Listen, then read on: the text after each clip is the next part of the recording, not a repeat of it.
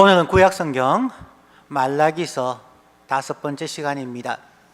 구약성경의 가장 마지막인 말라기서는 크게 7번에 걸친 질문에 대하여서 대답하는 그러한 내용입니다.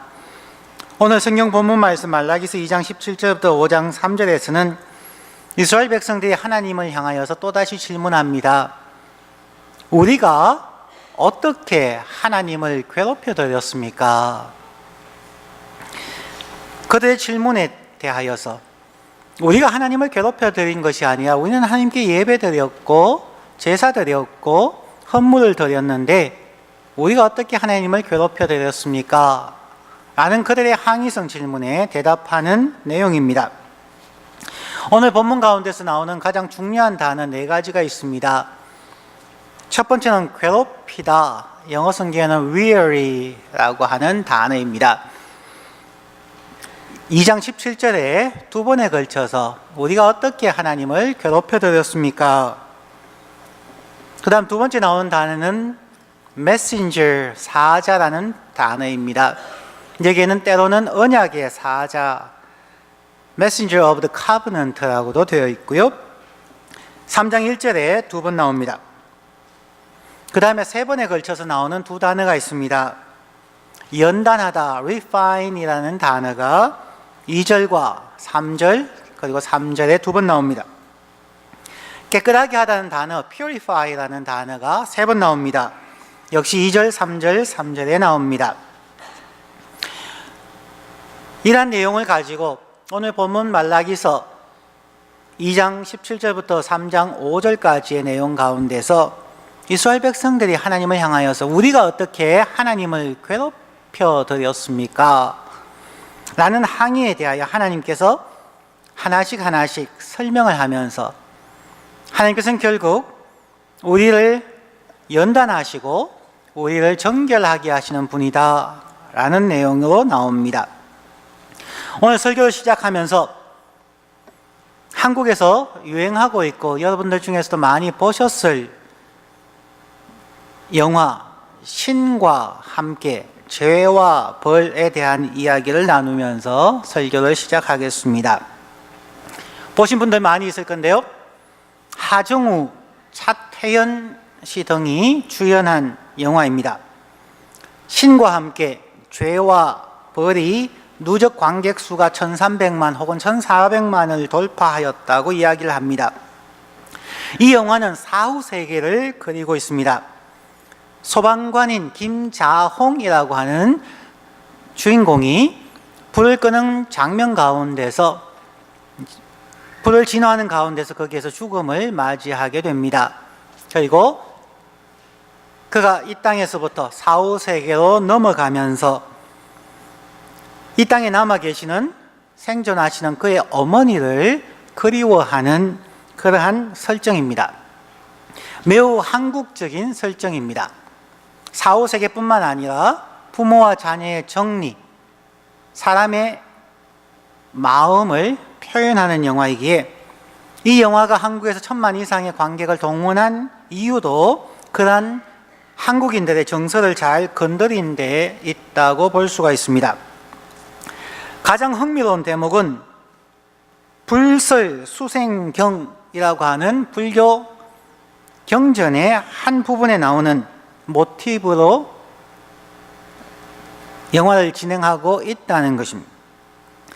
불설수생경이라고 하는 곳의 흥미로운 부분은 모든 사람은 죽은 후에 49일 동안, 그래서 한국에는 49제라는 말이 있죠.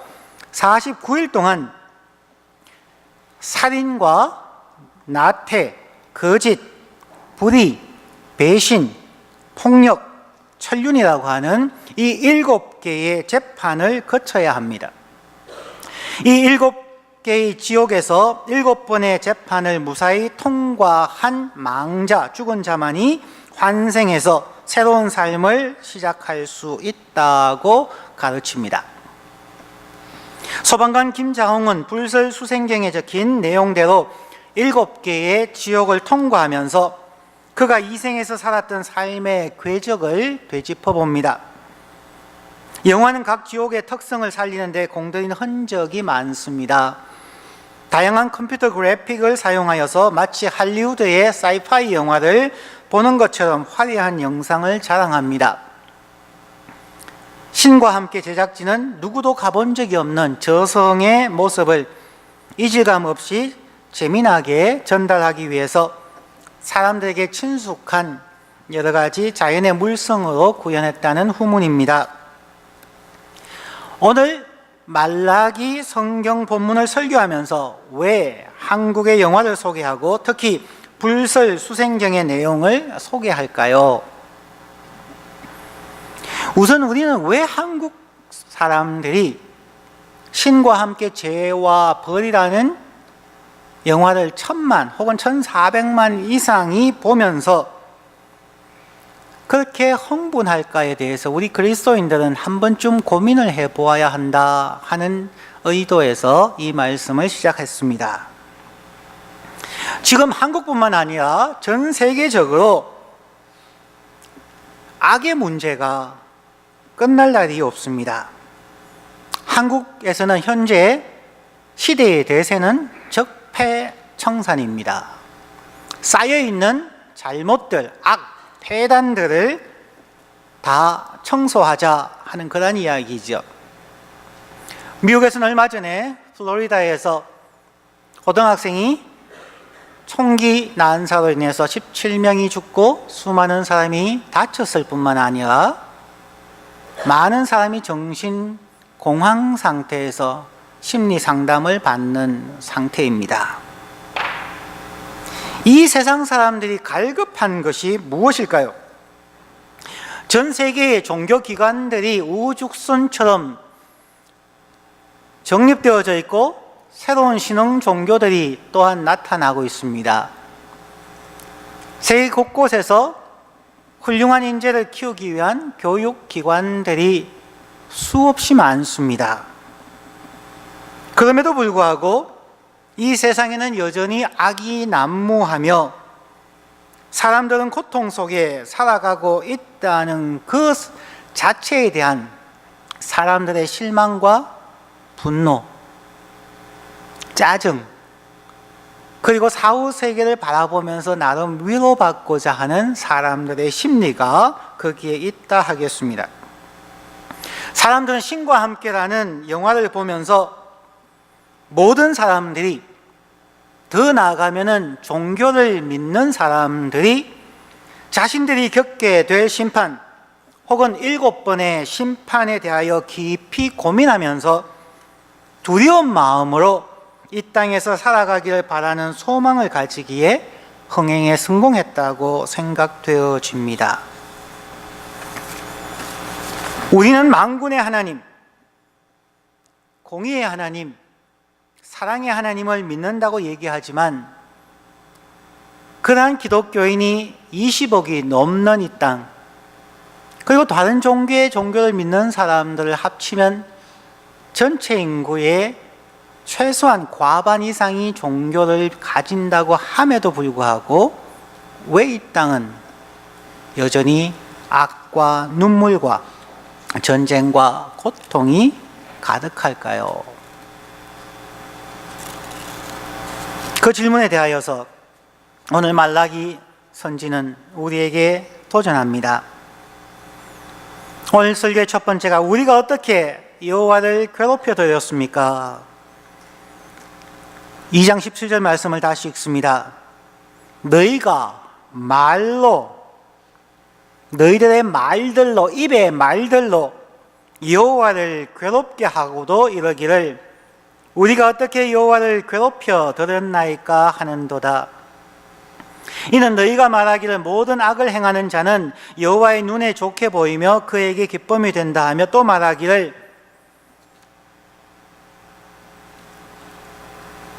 정의 하나님이 지금 어디에 있습니까? 한쪽에서는 자기들이 하나님을 잘 섬긴다고 이야기하면서 한쪽에서는 하나님이 어디 있습니까? 라고 이율배반적인 말을 스스로의 입으로 하고 있다는 것입니다. 그것은 신에 대한 조롱의 말입니다. 우리가 어떻게 하나님을 괴롭혀 드렸습니까? 공의의 하나님은 어디 있습니까? 우리가 당신을 섬깁니다. 그런데 당신은 어디에 있습니까? 참 앞뒤가 맞지 않는 내용이죠. 말라기서에서 7번에 걸친 질문 가운데 첫 번째가 하나님은 언제 우리를 사랑하셨습니까?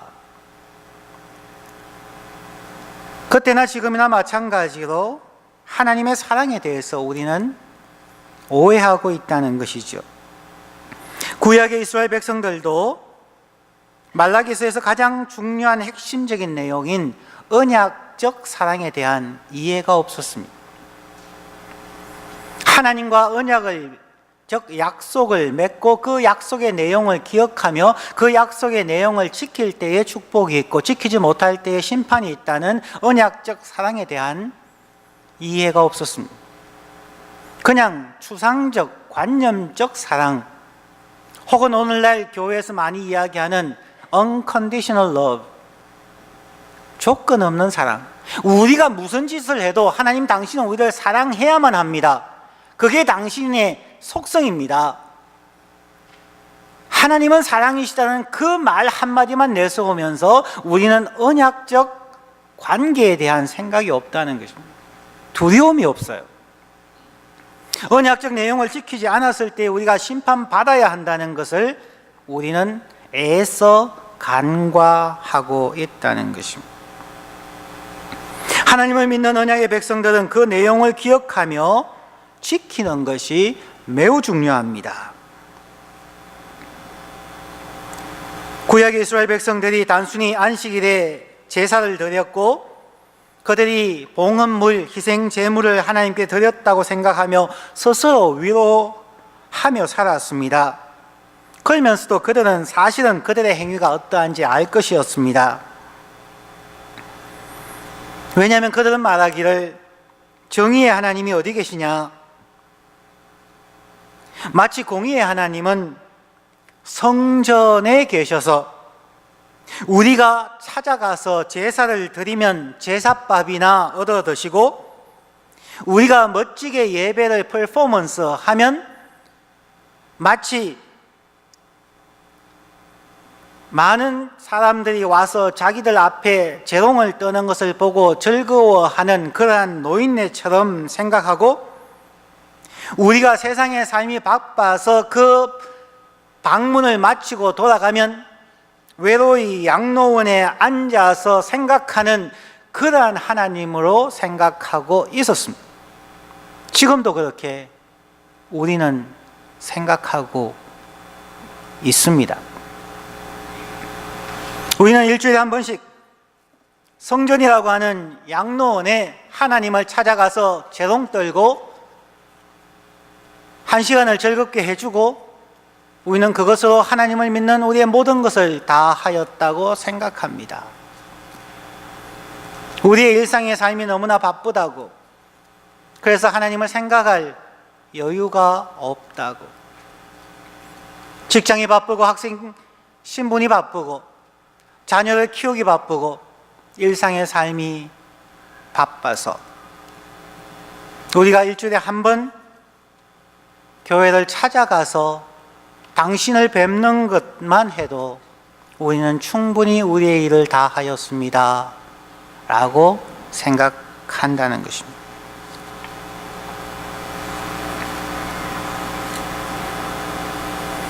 주일 교회에 와서 예배하고 난 후 예배당을 떠나면서 우리는 세상을 바라보는 순간 세상은 참 치열한, 세상 말로 말해서 먹고 살기 힘들고 성적 1점 올리기가 너무 힘들어서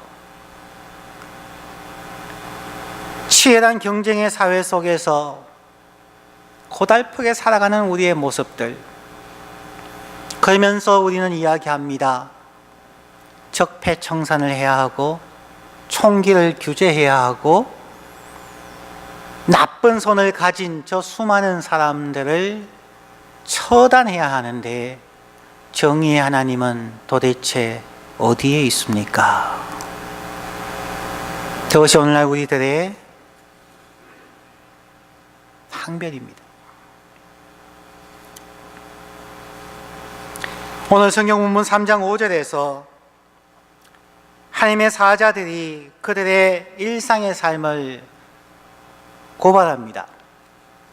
참 재미난 부분이, 앞에서 말씀드렸던 신과 함께 죄와 벌에 나오는 불설수생경에 보면은 49일 동안 7가지의 죄에 대하여 7번의 심판을 받아야 한다고 했는데, 재미나게도 말라기서 2장 5절에 7가지의 죄에 대해서 말하고 있습니다.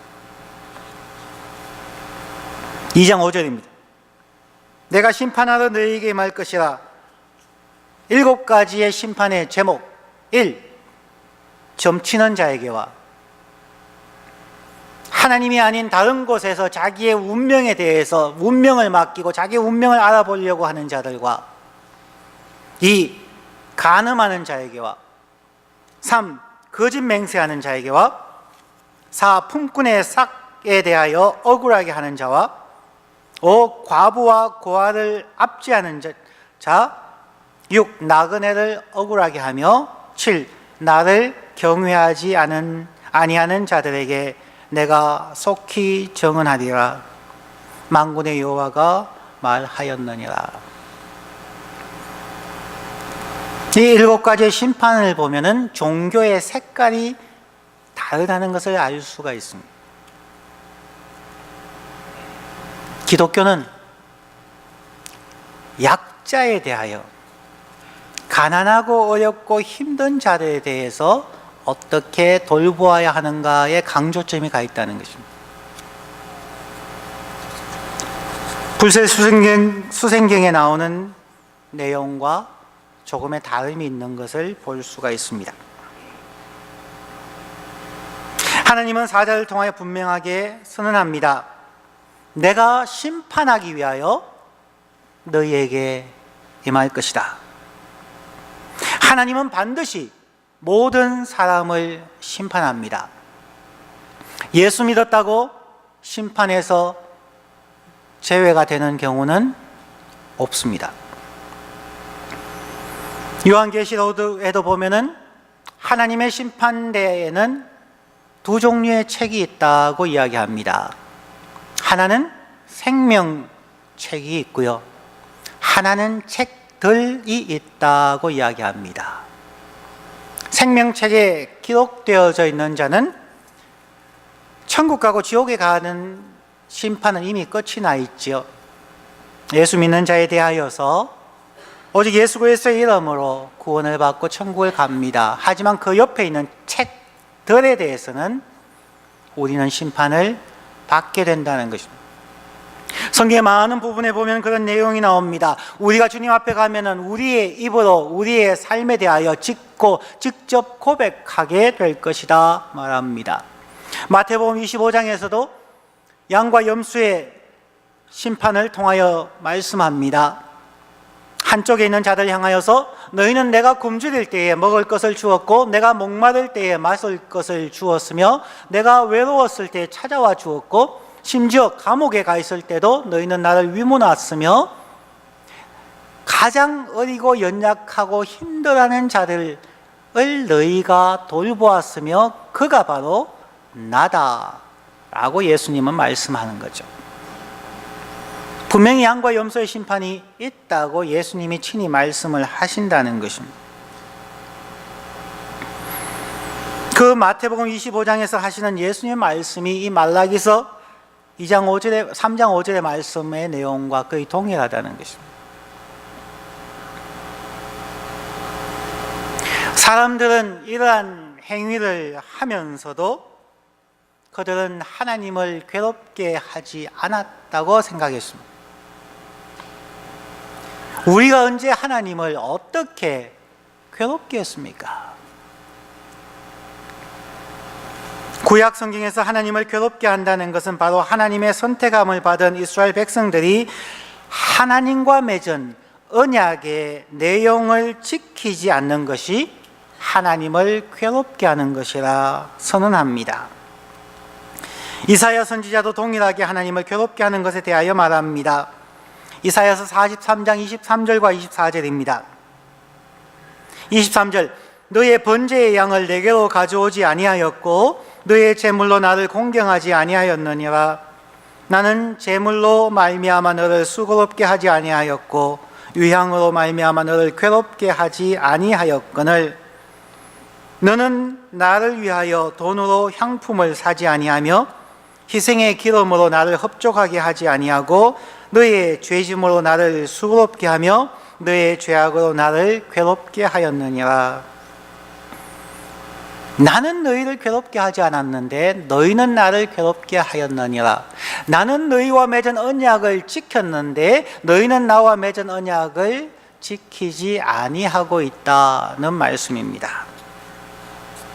하나님을 괴롭게 하는 것을 하나님을 향한 너희들의 죄들, your sins, 너희들의 죄들과 이웃을 향한 너희들의 공격들, your offenses, 하나님을 향한 너희의 죄들과 이웃을 향한 너희의 공격들이다고 말합니다. 하나님을 향한 우리의 태도와 이웃을 향한 우리의 잘못된 태도가 결국 하나님을 괴롭혀 드리는 것이라는 겁니다. 우리 그리스도인들은 하나님께만 잘해도 안 됩니다. 이웃에게만 잘해도 안 됩니다. 하나님과 이웃에 동일하게 사랑으로 언약을 지키며 살아야 한다는 것입니다. 먼저는 하나님께서 그들의 질문에 대해서 우리가 어떻게 하나님을 괴롭게 해드렸습니까에 대한 질문에 대답을 하고 난 후에 이제 두 번째로 하나님은 그들을 연단하고 정결케 하는 자임을 말합니다.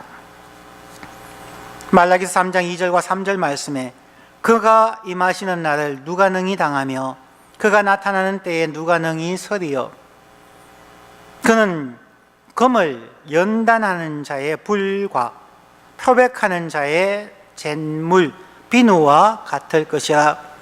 그가 은을 연단하여 깨끗하게 하는 자같이 앉아서 레위 자손을 깨끗하게 하되 금, 은 같이 그들을 연단하리니 그들이 공의로운 제물을 나 여호와께 바칠 것이라. 하나님은 금을 연단하는 용광로, 풀무와 같은 하나님입니다. 불순물이 많은 금은 잘 깨어지고 변색되어지고 연구하지 못합니다. 순금을 만들기 위해서는 매우 뜨거운 온도로 완전히 녹여야만 합니다. 적당히 녹여서는 안 됩니다. 완전히 물과 같이 만들어 놓아야 불순물과 분리되어집니다. 우리의 신앙에도 적당히 예수 믿으면, 적당히 성령 충만하면 우리에게서 불순물이 분리되어지지 않습니다. 완전히 녹아야 비로소 불순물이 완전히 금과 분리되어집니다. 하나님은 금을 순금으로 연단하는 분이라 말씀합니다. 또한 두 번째는 하나님은 옷이 더러워졌을 때에 깨끗하게 하는 분입니다. 제가 미국 이민 처음 와서 한 직업이 세탁소였습니다. 그래서 그때도 항상 자부심을 가지고 세탁소에서 일한 적이 있습니다. 세계 3대 거룩한 직업이 있습니다. 사람의 영혼을 깨끗하게 하는 성직자들이 있고, 사람의 몸을 깨끗하게 하는 의료직에 종사하는 사람이 있다면, 세 번째 성직이 사람의 외모를 깨끗하게 하는 세탁사가 있다고 생각을 합니다. 세탁소에 있으면서 가장 힘든 것이 무엇인지 아십니까? 세탁소를 해보신 분들만 압니다. 세탁소에서 여러 가지 먼지, 때, 뭐 기름 이런 것이 묻어도 펄크라고 하는 아주 강력한 화학품 속에 들어가면 다 깨끗해집니다. 그런데 단 하나만 깨끗하게 하지 못하는 게 있습니다. 옐로우 스테인입니다. 머스터드 같은 거. 노란색은 깨끗하게 빠지지 않습니다. 그래서 머스터드나 이렇게 노란색 물감에 스테인이 생겨서 얼룩이 생겨서 온 사람들은 정말 힘듭니다. 다른 것보다 몇 번에 걸쳐서 화학약품으로 닦아내고 그 후에 펄크에 넣어도 되기가 쉽지 않습니다. 그럴 때는 어떻게 하느냐 하면은 한 부분을 옐로우 스테인을 너무 빼다 보면은 그게 강력한 스팀으로 하면 그것이 찢어져 버립니다. 그래서 하는 방법이 있습니다. 그 옷에 대해서만 따로 끄집어내어서 조그마한 통에다가 클로락스를 넣고 옷 자체를 완전히 집어넣어 버립니다. 그래서 전체를 색깔을 다 다시 빼버려야 됩니다. 완전히 옐로우 스테인은 옷 전체를 완전히 클로락스로 색을 빼기 전에는 옐로우 스테인은 나가지 않습니다. 여러분의 옷에 옐로우 스테인이 생겨서 세탁소에 주었는데 잘 안 빠졌다, 원망하지 마십시오. 세탁사도 어떻게 할 방법이 없습니다. 무엇이냐면요, 우리의 삶에서도 금은 죄에 대해서는 그것이 죄인 줄 압니다.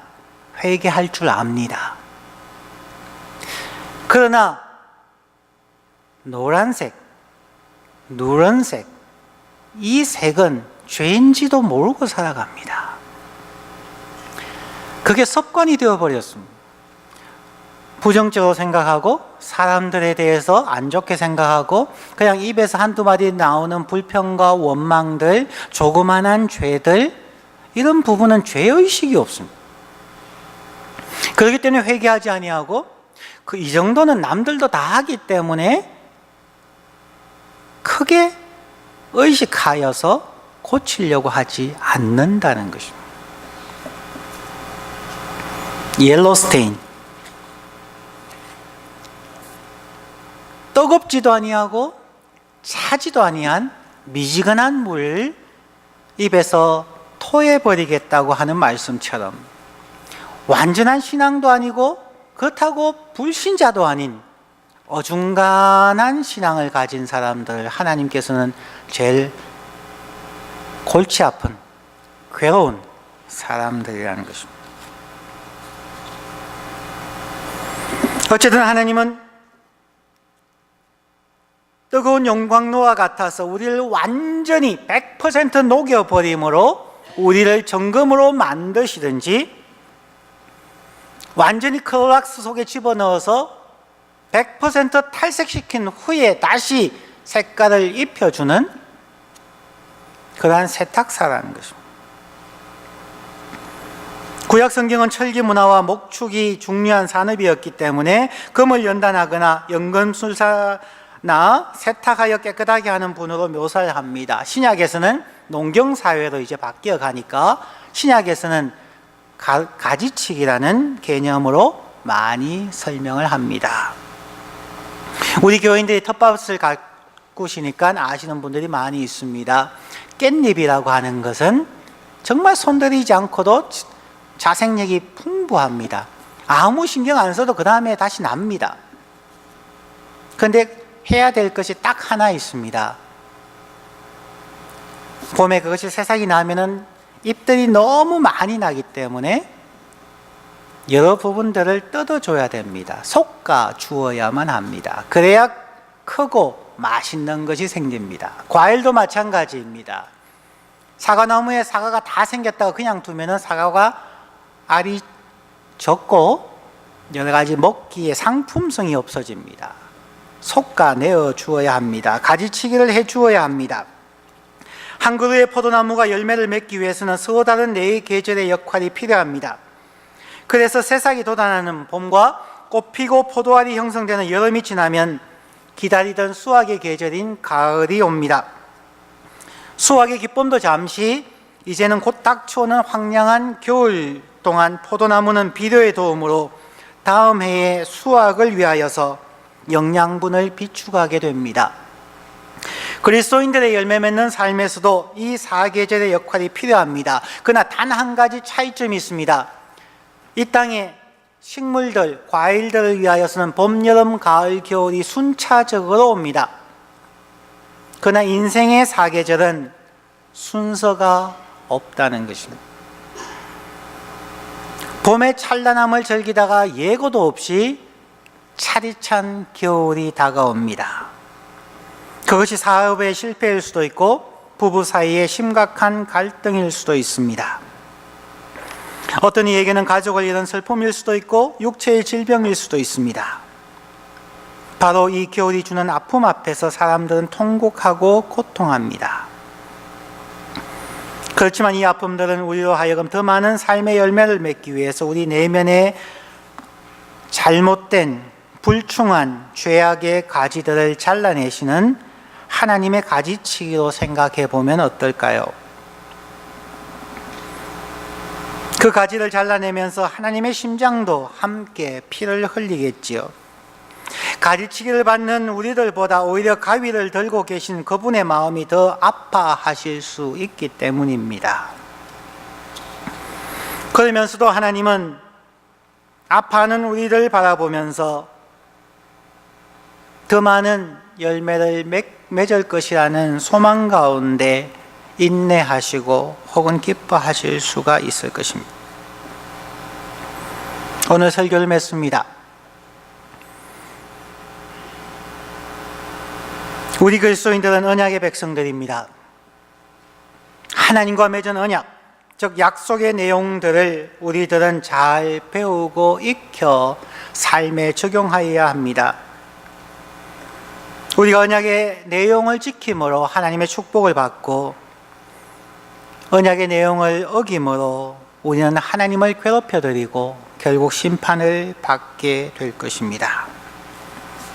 세상 사람들이 신과 함께 죄와 벌이라는 영화에 열광하는 것처럼 사람들은 이 땅에 평화를 원합니다. 정의로운 하나님이 어디 계시냐고 외치면서 신을 괴롭게 해드리는 그 시간, 신이 이 땅에 안 계시는 것이 아닙니다. 하나님은 영원 전부터 영원까지 계십니다. 그러나 하나님은 자신이 맺은 언약을 파기할 수가 없습니다. 그 언약의 내용에 의해서 우리를 축복하시고 그 언약을 지키지 않을 때에 심판하셔야 하는 하나님입니다. 말라기 시대와 오늘날 사람들이 우리가 어떻게 하나님을 괴롭게 해드렸습니까? 그러면서 또한 동시에 사랑의 하나님, 정의의 하나님이 어디에 계십니까? 왜 이렇게 고통과 눈물이 많습니까? 라고 하는 두 가지의 고통스러운 질문 앞에서 하나님의 마음은 지금도 구멍이 뚫혀서 그 심장에서 피가 쏟아지는 아픔을 느끼실 겁니다. 종교는 더 이상 필요 없다고 말하는 사람들의 모순된 삶을 바라보면서 하나님은 저와 여러분에게 기대하며 희망을 봅니다.